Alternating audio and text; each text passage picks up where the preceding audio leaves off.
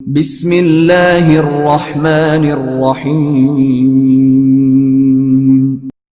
इक़रा बिस्मि रब्बिकल्लज़ी खलक़।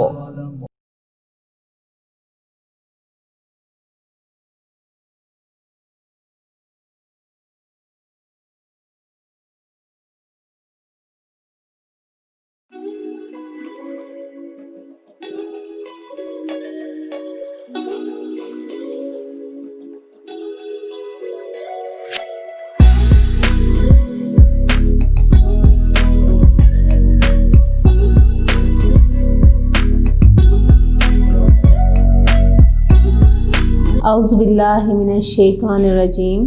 बिस्मिल्लाहिर्रहमानिर्रहीम। मुअस्सिस वालिदैन और अज़ीज़ तलबा तालिबात, अस्सलाम वालेकुम।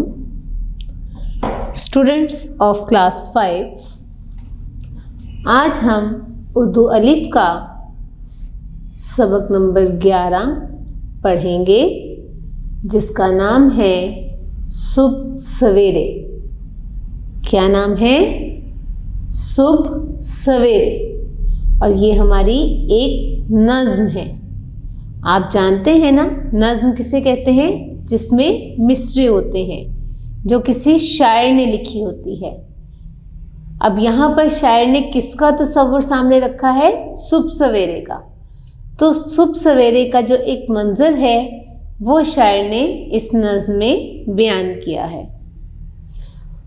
फर्स्ट ऑफ ऑल, आप अपनी किताब खोलें और किताब का सफ़ा नंबर 42 खोलें। सफ़ा नंबर 42। जी, हमारा पहले दिन का काम है पढ़ाई। पहले दिन का काम क्या है? पढ़ाई, यानी हमने रीडिंग करनी है। जी स्टूडेंट्स, रीडिंग से पहले आपको मैंने बताया है अभी कि ये नज़्म किसके बारे में है? सुबह सवेरे, यानी सुबह के बारे में है, जिसे हम सुबह भी कहते हैं। कि सुबह का मंज़र या सुबह का मंज़र जो है वो कैसा होता है, शायर ने उसकी मंज़रकशी की है। शायर का क्या नाम है? यानी ये नज़्म किसने लिखी है? ये नज़्म लिखी है वक़ार अंबालवी ने। ये नज़्म किसने लिखी है? वक़ार अंबालवी ने। ठीक है। अब आप जानते हैं स्टूडेंट्स कि जब हम तशरीह करने लगते हैं तो सबसे पहले उसके तारुफ़ी फ़िक़रात भी होते हैं, जिससे आप बाखूबी वाकिफ़ हैं कि हमने क्या लिखना होता है। सबसे पहले हमने शायर का नाम लिखना होता है और फिर हमने लिखना है उसमें कि शायर ने वो नज़्म किसके बारे लिखी है। ठीक है, तो हम अपनी रीडिंग शुरू करते हैं। रीडिंग के साथ साथ हम लोग साथ में मैं आपको तारीफ़ी फ़िक़रात भी करवा दूंगी और साथ ही हमारा जो है वो आगे तशरीह भी साथ साथ में होती जाएगी। ठीक है जी। पेंसिल अपने हाथ में रखिएगा ताकि अगर कोई मुश्किल लफ्ज़ आता है तो उससे आप अंडरलाइन करते जाएं और जब मैं मायने बताऊं तो साथ साथ में लिखते जाएं। जी स्टूडेंट्स, शुरू करें। सुबह सवेरे नूर के तड़के, मिलकर छोटे छोटे लड़के, सैर की खातिर घर से निकले। ठीक है, अब यहाँ पर सुबह सवेरे का मंजर बताया है कि सुबह सवेरे नूर के तड़के, कि अभी सुबह का वक्त है, सुबह का वक्त है और उस वक़्त अभी रोशनी होना शुरू हुई है। मिलकर छोटे छोटे लड़के, कि गांव के जितने भी छोटे छोटे लड़के हैं वो सब एक जगह इकट्ठे हुए, सैर की खातिर घर से निकले और सैर करने के लिए घर से निकल पड़े। तो स्टूडेंट्स, जब आप ये तशरीह हम पहले करेंगे तो सबसे पहले इसके तारुफ़ी फ़िक़रात होंगे। तो आप तारुफ़ी फ़िक़रात में क्या लिखेंगे? ये नज़्म सुबह सवेरे वक़ार अंबालवी ने लिखी है। इस नज़्म में वो सुबह के खूबसूरत मंज़र के बारे बात कर रहे हैं। ठीक है, अब तशरीह मैंने आपको समझाई है कि अभी सुबह का मंजर है, रोशनी पूरी तरह से नहीं हुई, अभी रोशनी हो रही है। तो गांव के जितने भी छोटे छोटे लड़के हैं वो सैर करने के लिए अपने घरों से निकलकर एक मैदान में इकट्ठे हो गए हैं। ठीक है, तो आप इसकी क्या तशरीह लिखेंगे? शायर सुबह का मंजर बयान करते हुए कहता है कि जब सुबह हुई तो छोटे छोटे लड़के मिलकर सैर के लिए घर से निकले। उस वक्त अभी सूरज तलू नहीं हुआ था। ठीक है, वो सब मिलकर सुबह की सैर का लुत्फ उठाना चाहते थे। ठीक हो गया। अगला बंद देखें। अपने गांव से बाहर जाकर देखा एक सुहाना मंजर, ठंडी हवा में नीला अंबर। अंबर कहते हैं आसमान को और सुहाना कहते हैं खूबसूरत को। ठीक है, या खुशगवार को भी कह सकते हैं। तो इसमें शायर क्या कह रहा है? अपने गांव से बाहर जाकर, कि यानी वो जो छोटे छोटे लड़के सैर के लिए निकले वो अपने गांव की हद से बाहर आ गए। देखा एक सुहाना मंजर, तो उन्होंने एक बड़ा ही खूबसूरत और खुशगवार नज़ारा देखा, मंजर देखा। ठंडी हवा में नीला अंबर, कि ठंडी हवा चल रही है और आसमान बिल्कुल नीला है, साफ शफाफ है, कोई बादल नहीं है। ठीक है, तो आप इसकी तशरीह कैसे लिखेंगे? शायर कहता है कि बच्चे सैर करते हुए अपने गांव की हदूद से बाहर आ गए। यहाँ उन्होंने बड़ा खुशगवार मंजर देखा। ठंडी ठंडी हवा चल रही थी जो बच्चों को बहुत सुकून दे रही थी। उन्होंने ऊपर नज़र की तो उन्हें खूबसूरत नीले रंग का आसमान नज़र आया। उस वक्त आसमान बहुत खूबसूरत लग रहा था। ठीक है जी, अगला बंद देखें। सब्ज़ा और हरियाली देखी, पत्ते देखे, डाली देखी, खेतों में एक नाली देखी।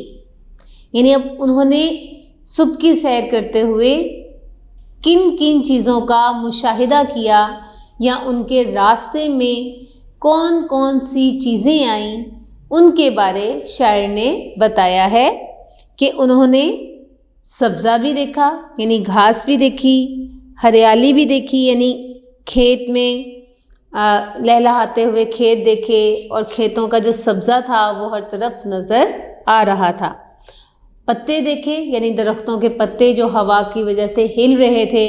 और आप जानते हैं कुछ दरख्त ऐसे होते हैं कि जब उनके पत्ते हिलते हैं तो ऐसे लगता है जैसे कि वो तालियां बजा रहे हों।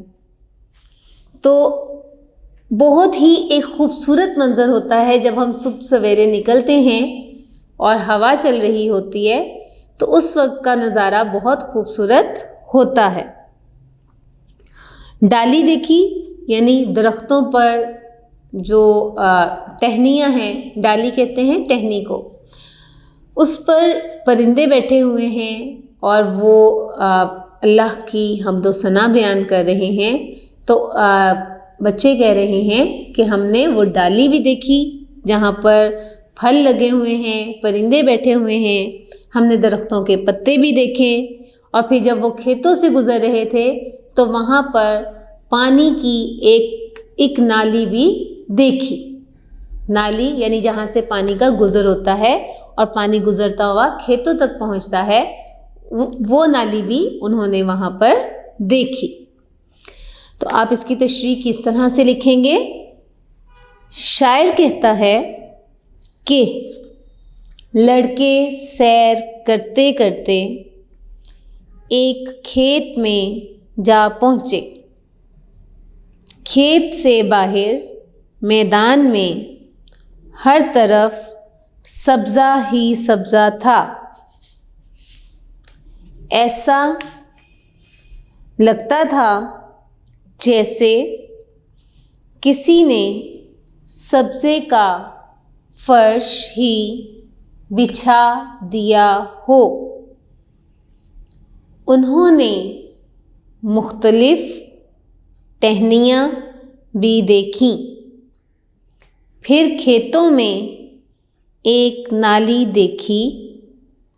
इस नाली का काम खेतों तक पानी पहुंचाना होता है। ये मंज़र बच्चों को बहुत खूबसूरत लगा। ठीक है, नेक्स्ट देखें। ओस के हर जा मोती बिखरे, ओस से धुलकर पत्ते निखरे, नाजुक नाजुक नर्म और पतले। यानी अब उन्होंने बच्चों की ज़ुबान में शायर ने सुबह का मंजर बयान किया है। ओस के हर जा मोती बिखरे, ओस कहते हैं शबनम को। जब रात होती है तो रात के वक्त आप देखते हैं बरसात में या सर्दियों में आप अपनी गाड़ी पर या आप किसी बाहर कोई चीज़ रखी है खुले आसमान के नीचे, तो उसके ऊपर हल्का हल्का पानी महसूस होता है, उसे ओस कहते हैं। ठीक है, शबनम कहते हैं या ओस कहते हैं। तो यहाँ पर शायर कह रहा है कि बच्चों ने वो ओस के मोती यानी वो जो ओस शबनम गिरी हुई है उसके कतरे बिल्कुल मोतियों की तरह लग रहे हैं। तो उन्होंने वो मोती भी देखे। ऐसे लग रहा था जैसे पूरे जगह पर किसी ने चांदी की तरह के, पानी की तरह के मोती बिखेर दिए हैं। ओस से धुलकर पत्ते निखरे, यानी उसी शबनम से क्या हुआ है कि वो शबनम पत्तों पर गिरी है और पत्ते धुल गए हैं और साफ सुथरे हो गए हैं।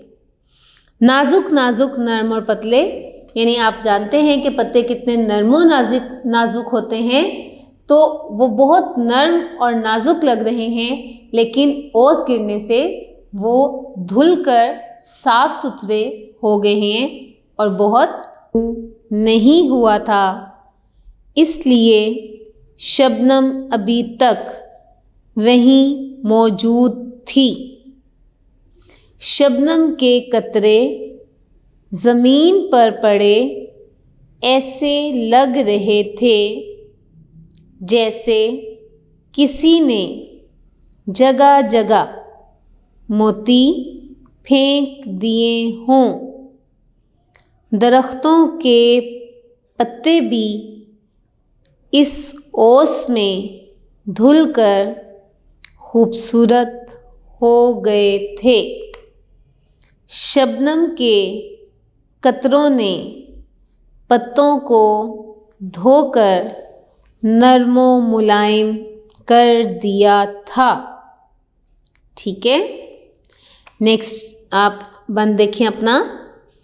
खेती देखी बाड़ी देखी, हल देखे और गाड़ी देखी, बाग में जाकर फुलवाड़ी देखी।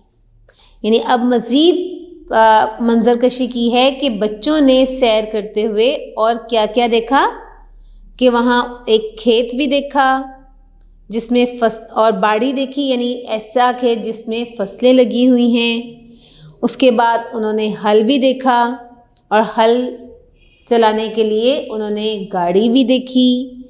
और जब वो इन सब चीज़ों का मुशाहिदा करते हुए एक बाग में पहुँचे तो वहाँ उन्होंने एक छोटा बागीचा, एक फुलवाड़ी का मतलब है छोटा बागीचा, तो उन्होंने छोटा बागीचा देखा जहाँ पर फूल लगे हुए थे, पौधे लगे हुए थे जो कि बहुत खूबसूरत लग रहे थे। तो आप इसकी तशरीह कैसे करेंगे? शायर कहता है कि लड़के सैर करते करते एक खेत में पहुँचे। वहाँ उन्होंने फसलें लगी हुई देखीं। इसी जगह उन्होंने एक हल देखा और उसके साथ ही उन्होंने एक गाड़ी भी देखी। लड़कों के रास्ते में जो जो चीज़ें आती गईं वो उनका मुशाहिदा करते रहे। सैर करते हुए वो एक बाग में पहुँचे। उन्होंने छोटा बागीचा भी देखा। ठीक है, अगला बंद देखें। मशरिक में एक नूर सा चमका, सोने का फुटबॉल सा उछला, बच्चे पुकारे आहा आहा। यानी अभी वो सैर कर ही रहे थे कि उन्हें मशरिक की तरफ एक रोशनी सी दिखाई दी। नूर रोशनी को कहते हैं कि एक ऐसी रोशनी चमकी कि सवेरा हो गया और ऐसे लगा जैसे एक सोने का फुटबॉल। सोने का रंग आप जानते हैं ना, गोल्ड वो होता है गोल्डन सा। तो जैसे सोने का रंग होता है सुबह के वक्त, सूरज का रंग भी वैसा ही होता है। तो बच्चों को कैसा लगा? बच्चों को ऐसा महसूस हुआ जैसे एकदम से सोने का फुटबॉल ऊपर की तरफ उछला है। और बच्चे उस फुटबॉल को देखकर आहा आहा पुकारने लगे, यानी खुशी का इजहार करने लगे। ठीक है, अब आप इसकी तशरीह कैसे लिखेंगे? शायर कहता है कि सैर करते हुए लड़कों की नज़र मशरिक की समत उठी। उन्होंने क्या देखा कि सोने जैसा एक फुटबॉल है जिसकी रोशनी इर्द गिर्द फैल रही है। इसे देखकर बच्चे खुशी से उछलने लगे। उन्होंने शोर मचाना शुरू कर दिया। ये असल में सूरज था। शायर ने सूरज तलू होने का मंज़र बड़े प्यारे अंदाज में पेश किया है। ये देखिए कितना खूबसूरत लग रहा है कि वो बता रहा है कि बच्चे सैर कर रहे हैं कि एकदम से नूर सा चमका है और ऐसे लगा है जैसे किसी ने सोने का फुटबॉल ऊपर की तरफ उछाला है। ठीक है, आगे देखिए। सूरज निकला, लौट चलो अब घर को भैया, सबको है स्कूल में जाना। यानी बच्चे जो पुकार रहे थे ना, तो उन्होंने क्या पुकारा कि सूरज निकल आया है, और वो सबको मुखातिब करके कह रहे हैं कि भैया सूरज निकल आया, दिन हो गया, अब हमें घर चलना चाहिए। क्यों? क्योंकि अब हम सब ने स्कूल जाना है। ठीक है, तो आप इसकी तशरीह कैसे लिखेंगे? शायर कहता है कि सूरज तलू होते देखकर लड़के एक दूसरे से कहने लगे कि भैया अब सूरज निकल आया है, हमें चाहिए कि अब हम अपने घर को वापस चल दें, क्योंकि हमें स्कूल जाना है। ऐसा ना हो कि हमें देर हो जाए और स्कूल जाने का वक्त निकल जाए। ठीक है, तो स्टूडेंट्स, ये आपकी नज़्म की तशरीह मुकम्मल हो गई। मैं उम्मीद करती हूँ कि अब आपको समझने में आसानी होगी। स्टूडेंट्स, ये बेशक एक नज़्म है, लेकिन आप इसमें से भी MCQs बना सकते हैं किसी भी तरह से। जैसे कुछ MCQs आपको करवाए गए हैं, मैं एक मर्तबा पढ़ देने लगी हूँ। आपने जिन बच्चों के पास ये काम नहीं है वो इस काम को दोबारा लिख सकते हैं। वीडियो को सुने, समझें और लिखते जाएं। तो सबसे पहले तो आप सवाल लिखेंगे। सवाल इसका क्या होगा? दुरुस्त जवाब के हरफी नंबर पर दायरा लगाएं। दुरुस्त जवाब के हरफी नंबर पर दायरा लगाएं। यानी MCQs हैं जो दुरुस्त जवाब होगा हरफी नंबर। अब आप ये कहेंगे कि हरफी नंबर क्या है? तो हरफी नंबर का मतलब है कि जब हम ऑप्शंस लिखते हैं MCQs के, जो जवाबात लिखते हैं, तो हम उसके आगे अलिफ, बे और जीम लिखते हैं। ठीक है, ऐसे लिखते हैं ना।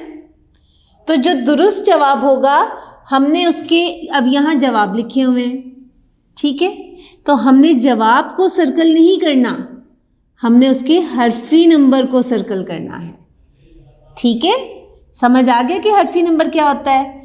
कि हमने उसके जवाब को के गिर्द दायरा नहीं लगाना, बल्कि हमने उसके हरफी नंबर पर, अगर अलिफ दुरुस्त है तो अलिफ के गिर्द दायरा लगा देंगे, अगर बे दुरुस्त है तो बे के गिर्द दायरा लगा देंगे, अगर जीम दुरुस्त है तो जीम के गिर्द दायरा लगा देंगे। ठीक है, तो यहाँ मैं कुछ MCQs जो इस नज़्म में बन सकते हैं बोलने लगी हूँ, आप तवज्जो से सुनिएगा।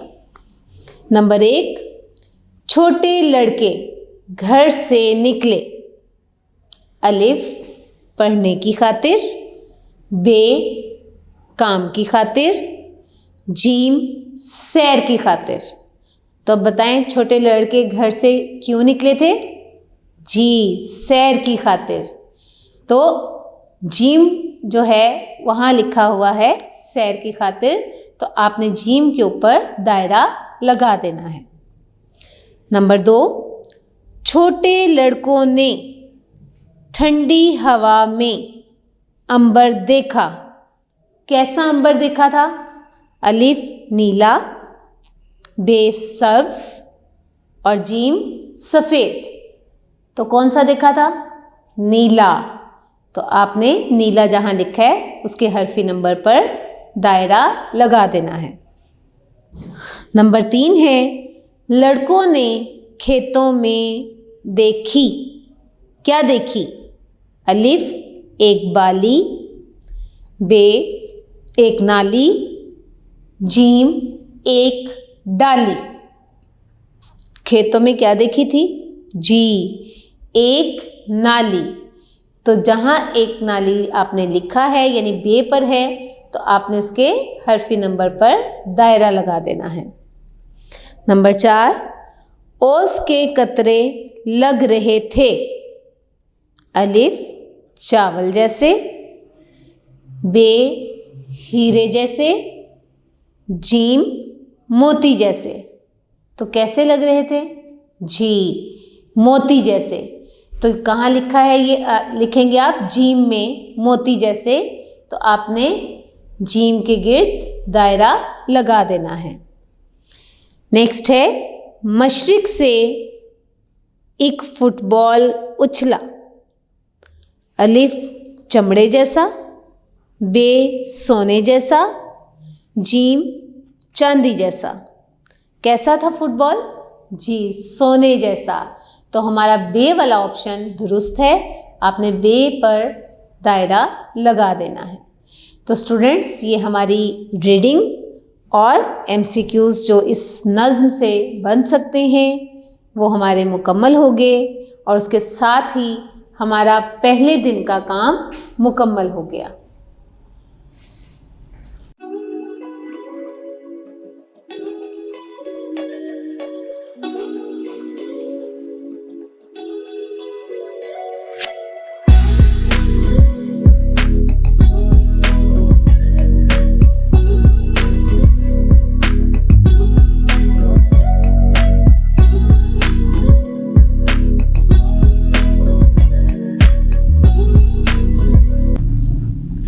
स्टूडेंट्स, अब हम अपना दूसरे दिन का काम शुरू करेंगे। दूसरे दिन का काम है अल्फाज मायने। आप अपनी किताब का सफ़ा नंबर 107 निकालें। सफ़ा नंबर 107 जी खोल लिया। आप देख सकते हैं सबक का नाम लिखा हुआ है, वहाँ आपके अल्फाज मायने हैं। मैं एक मर्तबा पढ़ देती हूँ। नंबर 1 अंबर। अंबर के मायने हैं आसमान। नेक्स्ट है ओस। ओस के मायने हैं शबनम के कतरे। ओस के क्या मायने हैं? शबनम के कतरे। नेक्स्ट है फुलवाड़ी। फुलवाड़ी के मायने हैं फूलों की क्यारी। फुलवाड़ी के क्या मायने हैं? फूलों की क्यारी, यानी आप इसे बागीचा भी कह सकते हैं जहाँ पर फूल लगे हों। नेक्स्ट है डाली। डाली के मायने हैं शाख, टहनी। डाली के क्या मायने हैं? शाख, टहनी। नेक्स्ट वर्ड है सुहाना। सुहाना के मायने हैं खुशगवार। सुहाना के क्या मायने हैं? खुशगवार। नेक्स्ट है खेती। खेती के मायने हैं फसल, ज़रात। खेती के क्या मायने हैं? फसल, ज़रात। नेक्स्ट वर्ड है नाजुक। नाजुक के मायने हैं नरम, कोमल। नाजुक के क्या मायने हैं? नरम, कोमल। नेक्स्ट वर्ड है नूर। नूर के मायने हैं रोशनी। नूर के क्या मायने हैं? रोशनी। ठीक है स्टूडेंट्स, ये आपके किताब के अल्फाज मायने मुकम्मल हो गए।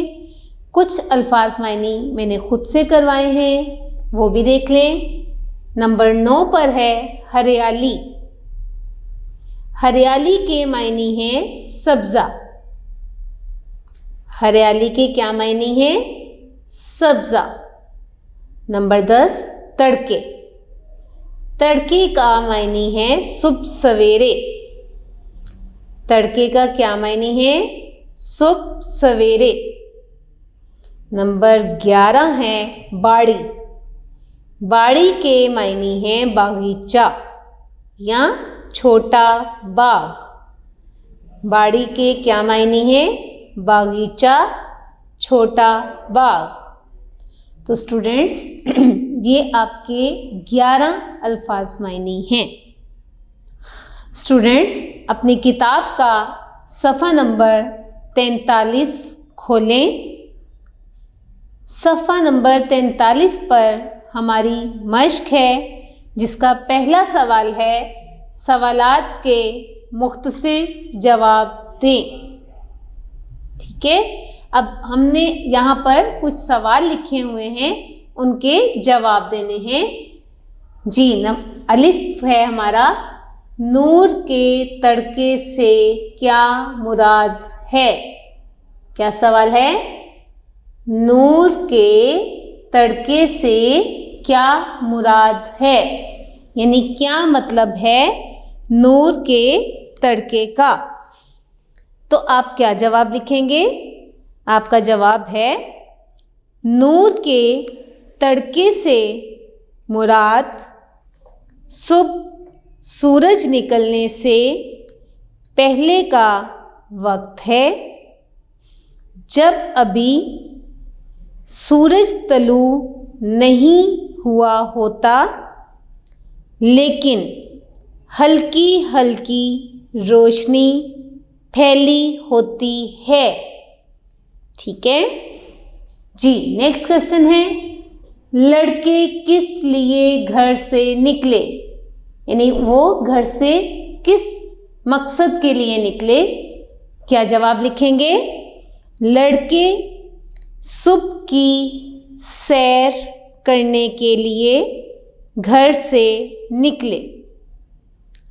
क्या आंसर है? लड़के सुबह की सैर करने के लिए घर से निकले। नेक्स्ट क्वेश्चन है, शायर ने ओस के कतरों को क्या कहा है, यानी शायर ने ओस के कतरों को किससे तशबीह दी है, किस जैसा कहा है। तो क्या जवाब है इसका? शायर ने ओस के कतरों को मोती कहा है। क्या आंसर है? शायर ने ओस के कतरों को मोती कहा है। ठीक है। नेक्स्ट है, लड़कों ने बाग में जाकर क्या देखा, यानी जब लड़के बाग में पहुंचे तो उन्होंने क्या देखा। तो क्या जवाब होगा?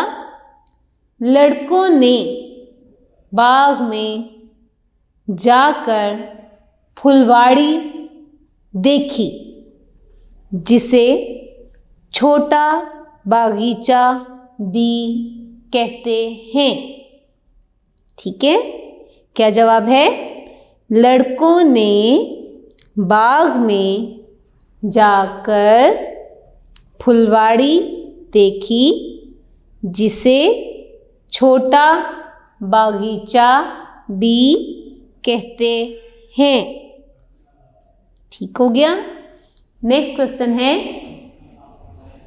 इस नज्म का हर बंद 3 मिसरों का है। बताइए नज्म के कुल कितने बंद हैं। अब आपको मैंने पहले भी बताया था कि 3 मिसरे वाली नज्म मुसल्लस कहलाती है। 3 मिसरों वाली नज्म क्या कहलाती है? मुसल्लस। अब इसमें सवाल ये किया जा रहा है, आपने देखा है कि हर बंद 3 मिसरों का था, यानी ये नज्म मुसल्लस थी। तो बताइए नज्म के कुल कितने बंद हैं, यानी आपने कितने बंद की तशरीह की है और कितने बंद पढ़े हैं। तो क्या जवाब लिखेंगे? इस नज्म में कुल 7 बंद हैं। क्या जवाब है? इस नज्म में कुल 7 बंद हैं। ठीक है जी स्टूडेंट्स, अपनी किताब का सफ़ा नंबर 44 खोलेंगे। सफ़ा नंबर 44 पर सवाल नंबर 6 है। इस नज़्म में बताया गया है कि सूरज मशरिक से निकलता है। बताइए सूरज गरूब किस समत में होता है, यानी आपने नज़्म में पढ़ा है और आप जानते भी हैं कि सूरज मशरिक से निकलता है। तो अब आप बताएं कि सूरज गरूब किस समत में होता है, किस समत में होता है। क्या जवाब लिखेंगे आप इसका? सूरज मगरिब में गरूब होता है। कहाँ गरूब होता है? मगरिब में। तो क्या जवाब है? सूरज मगरिब में गरूब होता है। जी नेक्स्ट स्टूडेंट्स, आप जानते हैं कि हमने जब भी नज़्म याद करनी है या हमने नज़्म को लिखना है तो 2 सवाल बहुत ज़रूरी होते हैं। एक तो नज़्म का मरकज़ी ख्याल और दूसरा नज़्म का खुलासा।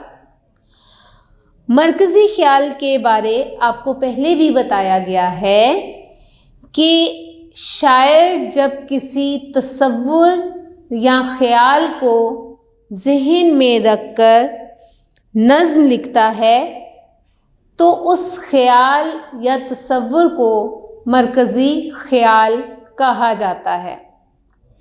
और आम तौर पर मरकज़ी ख़्याल 3 लाइनों का होता है, यानी 3 से ज़्यादा लाइनें नहीं लिखी जाती। ठीक है, तो यहाँ हमारा सवाल है, इस नज़्म का मरकज़ी ख़्याल तहरीर करें। कि हमने बताना है कि ये नज़्म में शायर ने किस बारे में सोचा और लिखा है। तो क्या मरकज़ी ख़्याल होगा? इस नज़्म में सुबह का खूबसूरत मंज़र बयान करते हुए शायर ने कहा है कि सुबह सवेरे बहुत सी प्यारी चीज़ें देखने को मिलती हैं। यानी आपने तशरीह पढ़ी कि जब बच्चे सैर के लिए निकले तो सुबह की सैर करते हुए उन्हें रास्ते में क्या क्या नज़र आया, वो सब चीज़ें उन्होंने देखी, उसके बारे आपने लिख दिया। ठीक है, तो ये नज़्म का मरकज़ी ख़्याल है। ठीक हो गया। नेक्स्ट है, इस नज़्म का खुलासा लिखें। खुलासा कहते हैं कि पूरी नज़्म को आप एक पैराग्राफ में बताएं कि शायर उस नज़्म में क्या कहना चाहता है या उसने किस तसव्वुर की मंज़रकशी की है। ठीक है, तो अब हमने नज़्म को एक पैराग्राफ में लिखना है, एक खुलासे की सूरत में लिखना है।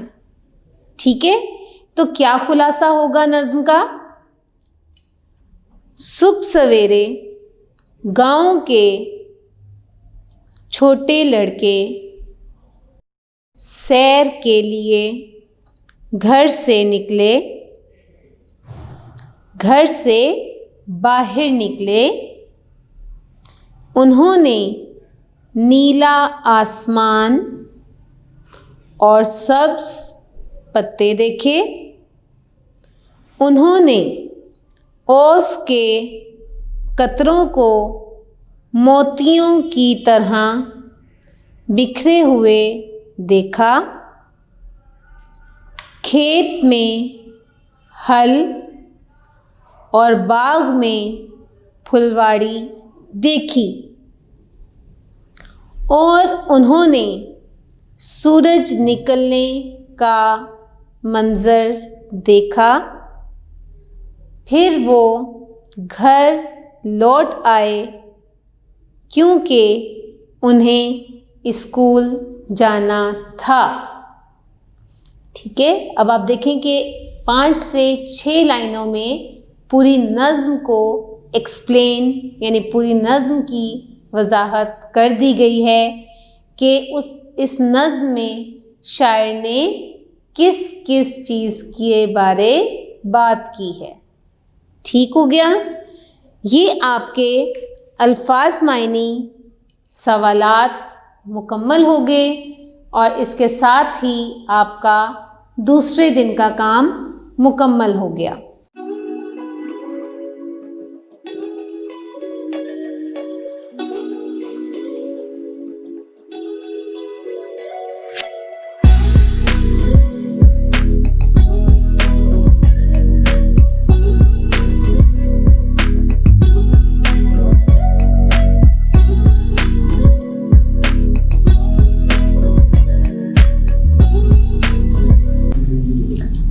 स्टूडेंट्स, अब हम अपना तीसरे दिन का काम शुरू करेंगे। तीसरे दिन का काम आपका किताब का मारूसी काम है। आप अपनी किताब का सफ़ा नंबर 43 खोलें। पेंसिल्स आपके हाथ में हो ताकि हम किताब का काम किताब पर ही मुकम्मल करें।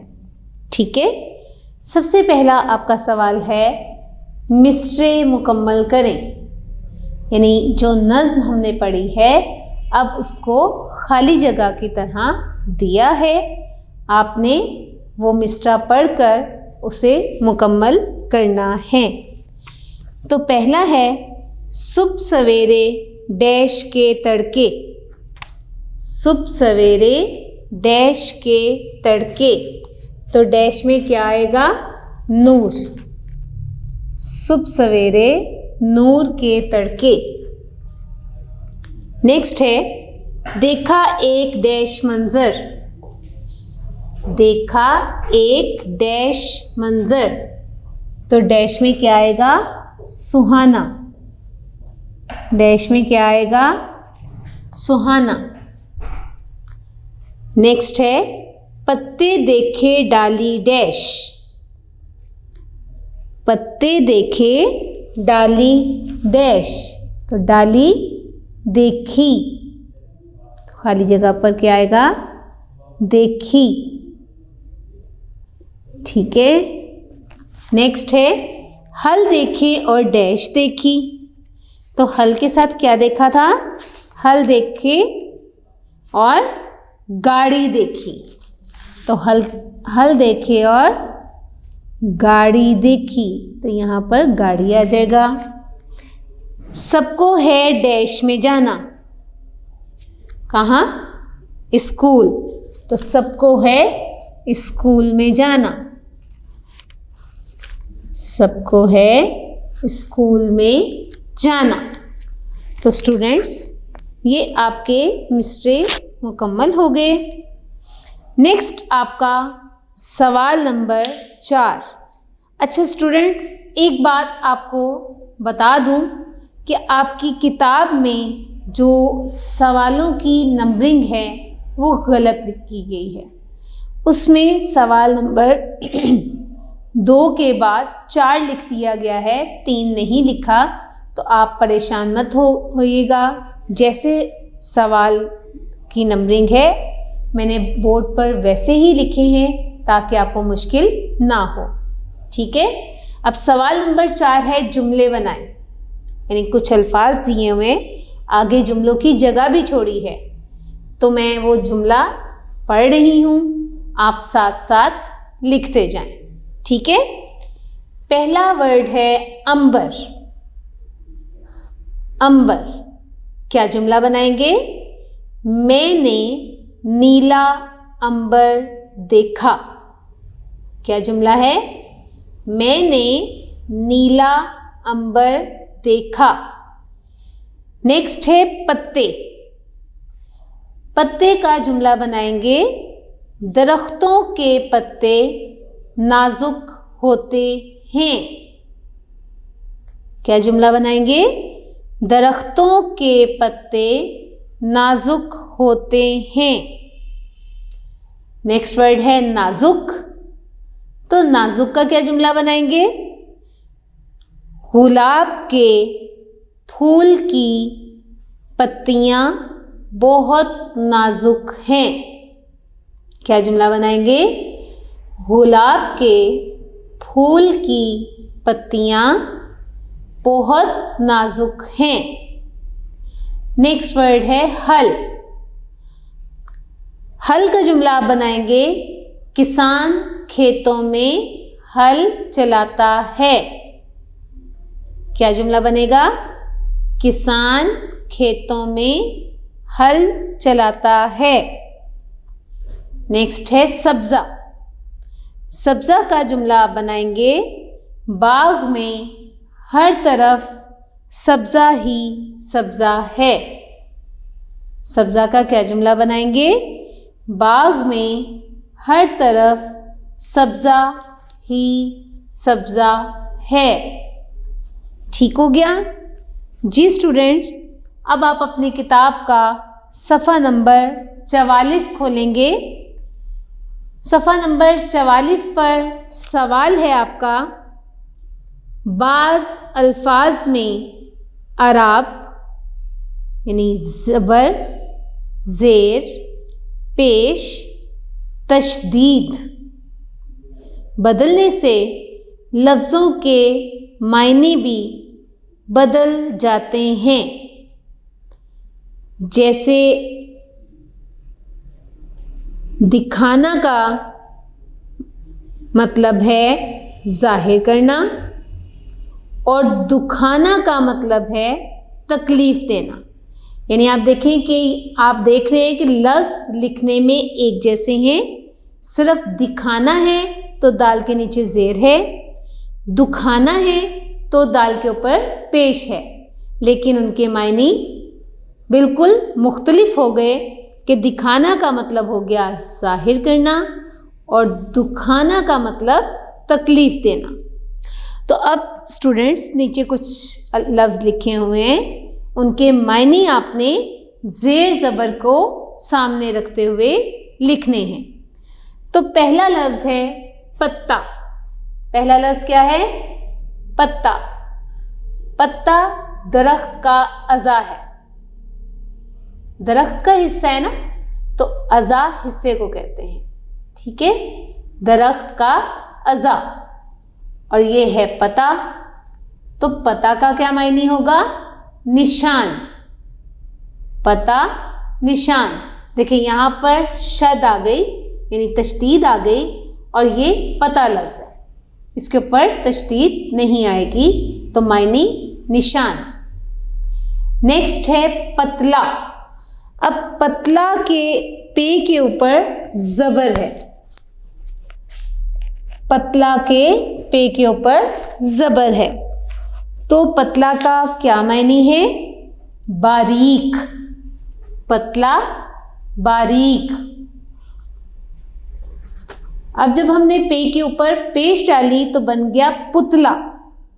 देखें लिखने में एक जैसा है, लेकिन यहाँ ज़बर है और यहाँ पेश है, तो ये बन गया पुतला। और पुतला के क्या मायने हैं? मुजस्समा। पुतला के क्या मायने हैं? मुजस्समा। ठीक है। नेक्स्ट आपका है लौटना। लाम के ऊपर ज़बर है तो लौटना। लौटना के मायने हैं वापस आना। लौटना के क्या मायने हैं? वापस आना। अब यहाँ लाम के ऊपर ज़बर है और यहाँ लाम के ऊपर आ गई है पेश, तो ये बन गया लूटना। ये क्या बन गया? लूटना। तो लूटना के मायने हैं छीन लेना। लूटना के क्या मायने हैं? छीन लेना। ठीक है। अब देखिए नेक्स्ट वर्ड है दम। दाल के ऊपर क्या है? ज़बर, तो ये क्या वर्ड बन गया? दम। दम के मायने हैं सांस लेना। दम के क्या मायने हैं? सांस लेना। ठीक है। अब जब हमने दाल के ऊपर से ज़बर हटा के पेश डाल दी तो ये बन गया दुम। क्या बन गया? दुम। और दुम क्या है? जानवर का अज़ू है, यानी जानवर के जिस्म का एक हिस्सा है दुम। समझ आ गया? यानी ये वर्ड्स क्या है, कैसे पढ़ेंगे?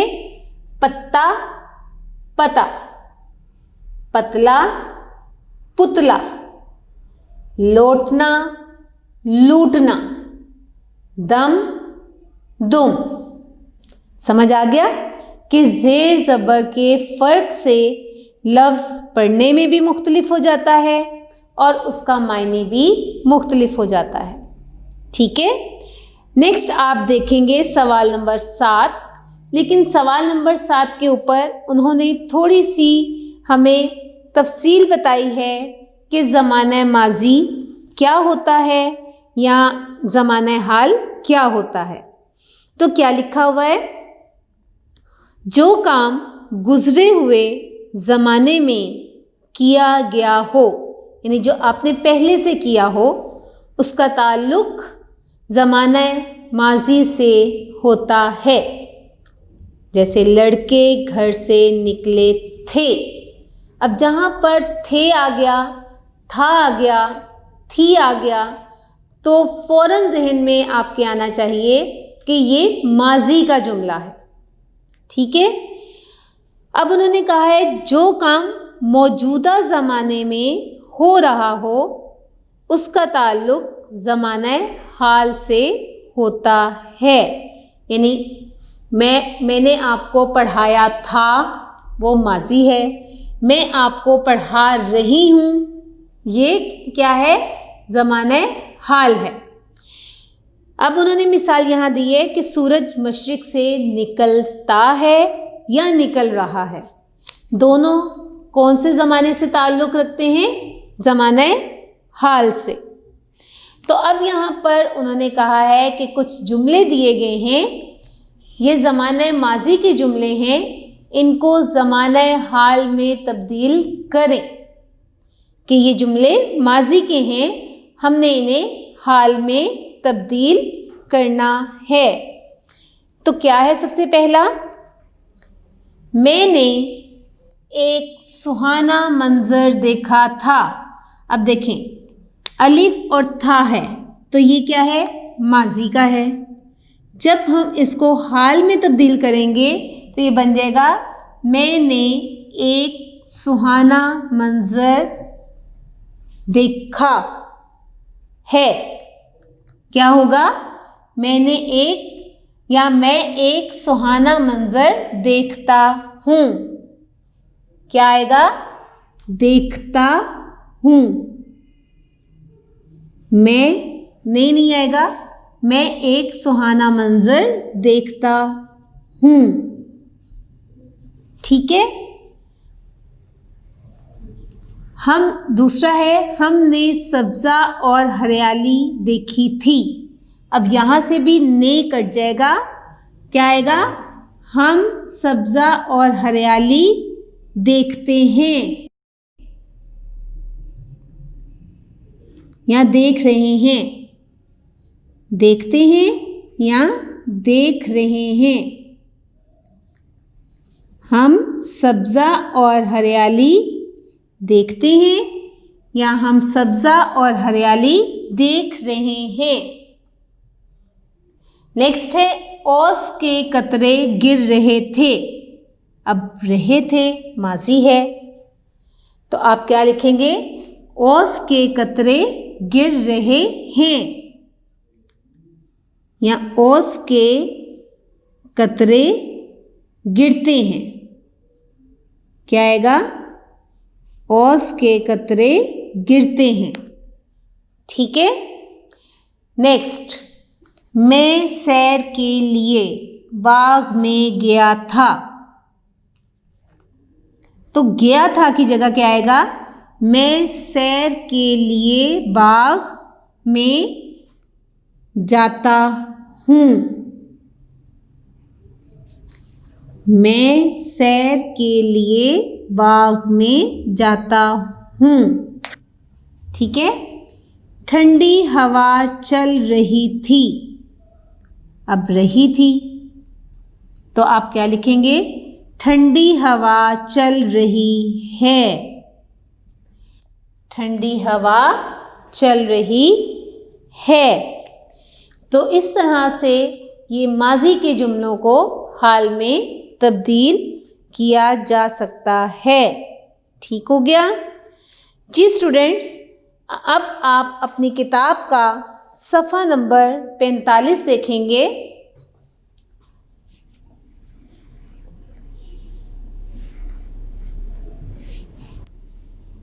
सफ़ा नंबर 45 पर आपका सवाल है कि बच्चे सोच कर बताएं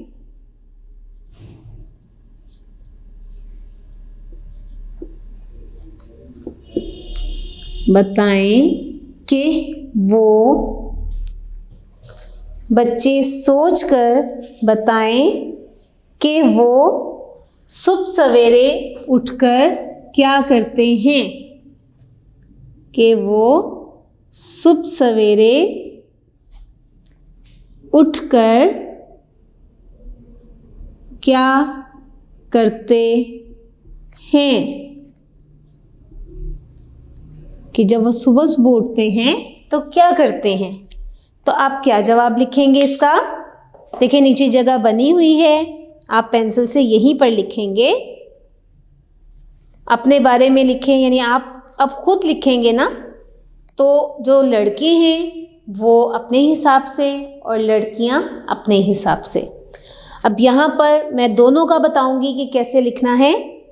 मैं रोज़ाना सुबह सवेरे उठती हूँ, और लड़के लिखेंगे उठता हूँ। मेरे अब्बू नमाज पढ़ने के लिए मस्जिद में जाते हैं। मैं भी वज़ू करके नमाज अदा करती हूँ, और लड़के लिखेंगे करता हूँ। फिर हम दोनों बाप बेटी, लड़के लिखेंगे बाप बेटा, करीबी बाग में चले जाते हैं और 15 मिनट वहाँ टहलते हैं। घर आकर मैं दांत साफ करके नाश्ता करती हूँ, और बॉयज़ लिखेंगे करता हूँ। और स्कूल चली जाती हूँ, और लड़के लिखेंगे स्कूल चला जाता हूँ। ठीक है स्टूडेंट, ये आपका किताब का मरूज़ी काम मुकम्मल हो गया, और उसके साथ ही हमारा तीसरे दिन का काम मुकम्मल हो गया। स्टूडेंट, हमारा सबक नंबर 11 सुबह सवेरे, जो कि एक नज़्म थी, मुकम्मल हो गई है। मैं उम्मीद करती हूँ कि अब आपको ये नज़्म समझने में आसानी होगी।